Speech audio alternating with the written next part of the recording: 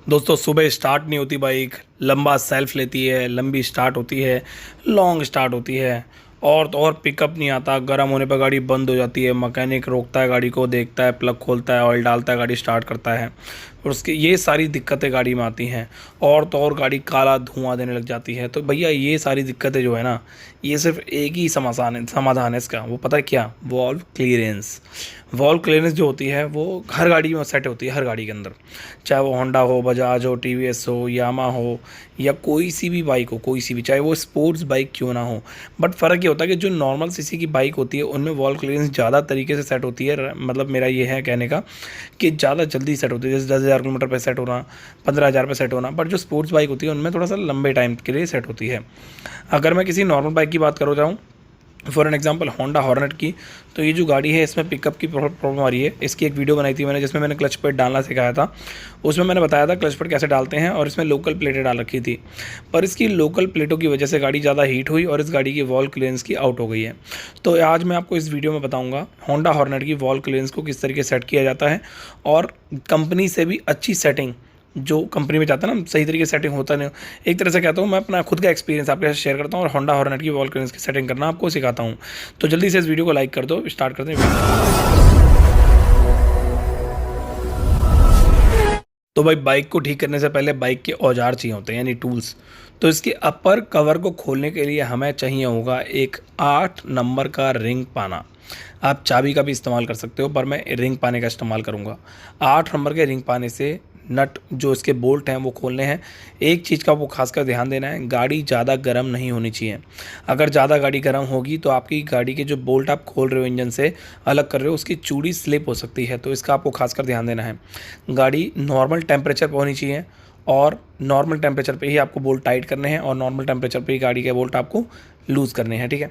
अब ये जो हॉस पाइप, ये जो आप देख रहे हो सामने जो पाइप है, इसको बीएस वाल्व का पाइप होते हैं, बीएस वाल्व से अटैच होता है। इसको तो अलग कर देना है, इसको खोलना नहीं है। काफ़ी सारे लोग हैं इसको 10 नंबर के बोल्ट को खोल लेते हैं, तो वो टाइम ख़राब करने वाली बात होती है। तो इसको कुछ इस तरीके से प्लास्टिक क्लिप पीछे करी और ये पाइप को थोड़ा सा अलग तरीके से हटा दिया और साइड कर दिया। बस यहाँ पे काम ख़त्म। फिर से 8 नंबर का रिंग पाना लेके हमें वो जो बैक साइड वाला एक बोल्ट है उसे ओपन करना है। इस बोल्ट को ओपन करने के बाद, अच्छा एक बात है, जो अपर कवर है ना उसको खोलने के लिए हमें टोटल 4 बोल्ट खोलने पड़ेंगे। एक 8 नंबर का ये बोल्ट हो गया, एक 8 नंबर का भी थोड़ी देर पहले जो खोला वो हो गए, 2 बोल्ट और हैं। अब वो 2 बोल्ट कौन से हैं ये मैं आपको दिखाता हूँ फटाफट से और उसके बाद खोलता हूँ इसका अपर कवर। तो ये है हमारा लेफ़्ट साइड वाला केस, यानी कि लेफ़्ट साइड वाला पार्ट। अब इसमें आपको टोटल 5 नट दिखाई दे रहे होंगे, 5 बोल्ट दिखाई दे रहे होंगे। हमें 5 बोल्टों को नहीं खोलना, हमें सिर्फ 2 बोल्टों को खोलना है। एक तो ये हो गया और एक हो गया दूसरा ये दोनों बोल्टों को खोलने के बाद हमारा अपर कवर बाहर आ जाएगा। टैपिट सेट करने के लिए 3 से 4 चीज़ों का ध्यान देना पड़ता है। पहली चीज़ तो इसके बता ही दिया मैंने, टेम्परेचर आपको देखना है और उसके हिसाब से ही करना है। अच्छा एक बात और है, अगर आप गर्म गाड़ी के अंदर, मतलब गर्म आपकी मोटरसाइकिल है और आप वॉल क्लियरेंस की सेटिंग कर रहे हो, तो बिल्कुल भी सही तरीके से आपकी वॉल क्लियरेंस की सेटिंग हो ही नहीं सकती। क्योंकि जब बाइक आपकी गर्म होती है तो गर्म होने पर उसका जो गैप होता है वो बढ़ जाता है और ठंडी होने पर गैप कम हो जाता है, जो वॉल्व का गैप है रॉकर के बीच का। तो मैं इसका अपर कवर खोलता हूँ, उसके बाद आपको आगे का प्रोसेस दिखाता हूँ। बहुत ही सिंपल वे में आराम से इस कवर को ऊपर की तरफ निकालना है, साइड से खींचना नहीं है। अगर ऐसा करते हो तो इसकी जो रिंग आप देख रहे हो ये वाली, ये रबड़ की रिंग होती है, ये ख़राब हो जाती है, टूट जाएगी। और इस रिंग की कीमत आराम से 80-90 रुपये, 100 रुपये के आसपास की ये रिंग आएगी। और सबसे बड़ी बात होती है आपके पास अवेलेबल होना चाहिए। काफ़ी सारे लोग हैं जो रिंग को खोलते समय तोड़ देते हैं, काट देते हैं, तो उससे भैया रिंग कट जाती है। बाद में वो जुगाड़ कर देते हैं, बॉन्ड या एल्फी लगा के जुगाड़ कर देते हैं। तो ऐसा बिल्कुल भी मत करना, क्योंकि जो ऑयल का प्रेशर होता है बहुत ज़्यादा होता है। वो जब आप जुगाड़ करते हो अपनी मोटरसाइकिल में अपर कवर के अंदर, तो वो जो जुगाड़ है वो प्रेशर की वजह से काम नहीं करता, फेल हो जाता है। उसके बाद आपकी लीकेज की प्रॉब्लम आने लग जाती है।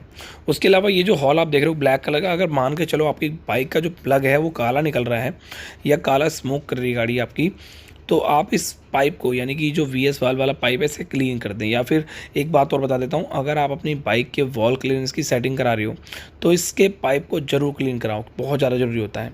तो ये हमारे फाइनली वॉल्व क्लीनेंस है। तो वॉल्व एक्चुअली है क्या, मैं आपको बता देता हूँ। जो हेड में वाल्व होते हैं और उसकी क्लीनेंस क्या होती है, इसके ऊपर रॉकर लगे होते हैं, रॉकर और वैसे तो वाल्व क्लियरेंस को सेट करना बहुत ज़्यादा इजी होता है, बट मैं आपको एक और पैटर्न इसमें समझा देता हूँ।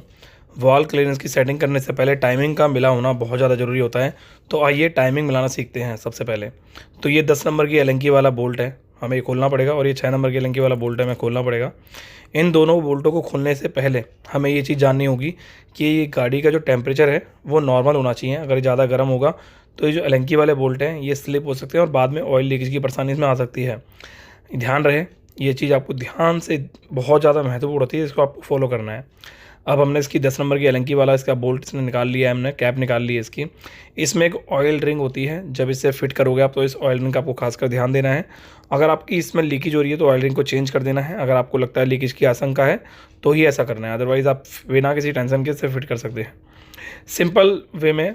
6 नंबर की एलेंकी वाला जो कैप है, जो बोल्ट है, उसमें भी यही सिंपल वे होता है, उसमें भी ऑयल रिंग होती है, इसमें कोई पैकिंग वगैरह नहीं होती है। तो इसका भी आपको ध्यान देना है, और इसमें भी आप बॉन्ड का यूज़ कर सकते हो। अगर आपको लगता है आपके पास ऑयल रिंग नहीं है और लीकेज की परेशानी आ रही है तो वाटर बॉन्ड का आप यूज़ कर सकते हो। वाटर बॉन्ड भी बहुत ज़्यादा बढ़िया रहता है यूज़ करने के लिए। बाकी आगे का प्रोसेस मैं आपको समझा देता हूँ। अब ये जो मैग्नेट जो हमने खोला है, इसकी कैप जो खोली है हमने, इसको घुमाने के लिए यानी कि सर्कुलेट करने के लिए इसको हमें एक 19 नंबर की गोटी लेनी पड़ेगी। हैंडल गोटी आप ले सकते हो। अब इससे होगा क्या, हम 19 नंबर की गोटी से मैग्नेट को घुमाएंगे। मैग्नेट जब हम घुमाएंगे तो मैग्नेट घुमाने के टाइम पर हमें ये नोटिस करना है, मैग्नेट पे एक निशान होता है, वो होता है टी। टी का मतलब होता है टॉप। जब वो टॉप पर होता है तो पिस्टन टॉप पे होता है। बट यहाँ पे दो तरीके हैं समझने वाले। पहला तरीका है, जब आप मैग्नेट को देखोगे इस कैप के ज़रिए तो आपको टॉप दिखाई दे रहा है, यानी टी वाला पॉइंट दिखाई दे रहा है। तो आपको ये चीज़ नहीं करनी है जस्टिफाई कि हाँ मेरी गाड़ी की टाइमिंग मिल चुकी है। अब जैसे ये टी दिखाई दे रहा है, अब आपको लग रहा हो उसकी टाइमिंग मिल गई है, नहीं, ऐसा बिल्कुल भी नहीं है। टाइमिंग मिलाने से पहले हमें ऊपर जो केम शाफ्ट है उसको भी देखना होगा, उसका टी यानी कि टॉप मिल रहा है या नहीं, क्योंकि जो मैग्नेट होता है वो बड़ा होता है और जो केम शाफ्ट होती है वो छोटी होती है। एक चक्कर का मैग्नेट और दो चक्कर के केम शाफ्ट के लगते हैं, तो इस चीज़ का आपको ध्यान देना है। बड़ी छोटी चीज़ों को अगर कंपेयर किया जाए तो मैग्नेट जितना एक बार घूमेगा उतने में दो बार केम शाफ्ट घूम जाएगी। तो ये देखो मैंने टी पॉइंट मिला रखा है, उसके बाद भी हमारे जो मैग्नेट को घुमाने पर रॉकर मूव कर रहे हैं। मैं आपको दिखाता हूँ, ये देखो मैंने इसको हिला रहा हूँ हल्का सा। अब यहाँ देखो हमारा जो है ये रॉकर आर्म जो होते हैं ये नहीं हिलने चाहिए, बल्कि ये हिल रहे हैं, देख रहे हो। इसका मतलब हमारी टाइमिंग आउट है। अगर इस सिचुएशन में हमने टैप इट सेट किए तो आपकी गाड़ी के वॉल्व टेढ़े हो सकते हैं, या फिर वॉल्व की बहुत ज़्यादा परेशानी आपको झेलनी पड़ सकती है। हो सकता है हेड तक खुल जाए आपकी गाड़ी का, और आपकी गाड़ी में दिक्कतें बढ़ जाएंगी, कम नहीं होंगी। तो इसके लिए करना क्या है, जब आपको लगता है ये सिचुएशन आपके सामने दिख रही है आपको, तो आपको क्या करना है, टी वाला पॉइंट यानी कि दोबारा उसको घुमाना है। और दोबारा घुमाना है कुछ इस तरीके से कि टी वाला पॉइंट दोबारा आ जाए, और केम शाफ्ट में जब हम मैग्नेट को घुमाएं तो रॉकर बिल्कुल भी काम ना करें और सामने टी पॉइंट भी दिखाई दे। तो ये फर्स्ट क्लास हमारी जो टाइमिंग है वो मिल चुकी है। एक बात और बता देता हूँ जो बहुत ज़्यादा महत्वपूर्ण है। वैसे तो ऑथोराइज सर्विस सेंटर में बोला जाता है कि टैपेट को कंपनी के तरीके से सेट करें, बट मैं अपने एक्सपीरियंस के साथ अगर बताऊं, तो मैं अपने एक्सपीरियंस को साझा करूं, तो मैं गाड़ी की सेटिंग को गाड़ी के हिसाब से सेट करता हूं, क्योंकि अलग अलग जो एरिया होता है उसमें गाड़ी चलती है। जैसे कोई बंदा मेरे को बोल रहा है कि भाई मेरे को बहुत लंबे रूट पर गाड़ी ले जानी है, तो मैं उस हिसाब से गाड़ी के टैपेट थोड़े से लूज़ रखूँगा। अगर मुझे लगेगा यार कस्टमर नॉर्मल वे में गाड़ी चलाता है, प्रोफेशनल वे में, जैसे ऑफिस जाना, घर जाना, तो उसको मैं सिंपल वे में टैपेट को सेट रखूँगा। वैसे तो इस कंपनी ने इसको कहा है इसके टैपेट सेट करने के लिए, जैसे कि आप स्क्रीन पर देख रहे हो इस वक्त, पर मैं इसके टैपेट जो रखूँगा वो रखूँगा 7 mm, और एग्जॉस्ट हमारा रहेगा 5 mm। देखो 5 mm 7 mm, इसके अलावा नहीं। और ज़्यादा से ज़्यादा अगर गाड़ी की कंडीशन बहुत ही ज़्यादा बेकार है तो मैं 7 mm रख देता हूँ।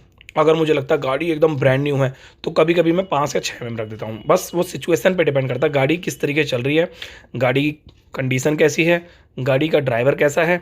क्योंकि गाड़ी अगर बहुत ज़्यादा ही स्पीड में भागेगी, जैसे काफ़ी सारे लोग होते हैं वो रख तो लेते हैं हॉर्नेट, पर जो लोग होते हैं वो भगाते ही नहीं है, 60 70 चलाते हैं। तो उसके लिए क्या करना है, टैपेट को थोड़ा सा हल्का सा लूज छोड़ दो, ये टाइट छोड़ देता हूँ। बट अगर मुझे लगता है गाड़ी भगाई जाती है बहुत ज़्यादा स्पीड में तो टैपेट को मैं लूज छोड़ देता हूँ, ताकि कल को गाड़ी अगर भगाई जाए तो उसमें टैपेट के असर से हमारी बाइक के अंदर बंद होने की समस्या ना आए। क्योंकि टैपेट अगर ज़्यादा टाइट होंगे और गाड़ी भगाओगे तो हमारी गाड़ी के वॉल्व में कचरा आ जाएगा, जिसकी वजह से गाड़ी का कंप्रेसर इंजन का डाउन हो जाएगा और हमारी गाड़ी रास्ते में बंद हो जाएगी। उस सिचुएशन में हम मैकेनिक के पास जाएंगे, मैकेनिक क्या करेगा, प्लग खोलेगा, उसमें ऑयल डालेगा। और ऐसा हुआ भी होगा आपके साथ, अगर आप वीडियो देख रहे हो और आपके पास एक बाइक है तो ऐसा आपके साथ हुआ होगा। तो इसका आपको खासकर ध्यान देना है। थी हमारी वॉल क्लियरेंस की सेटिंग, जो मैंने अपना एक्सपीरियंस आपके साथ शेयर किया है। अगर ये वीडियो आपको पसंद आई है तो इसको लाइक करना और चैनल सब्सक्राइब जरूर कर देना, क्योंकि बहुत ज़्यादा ज़रूरी है, और वीडियो को शेयर भी करना। तो मिलते हैं आपसे नेक्स्ट वीडियो में।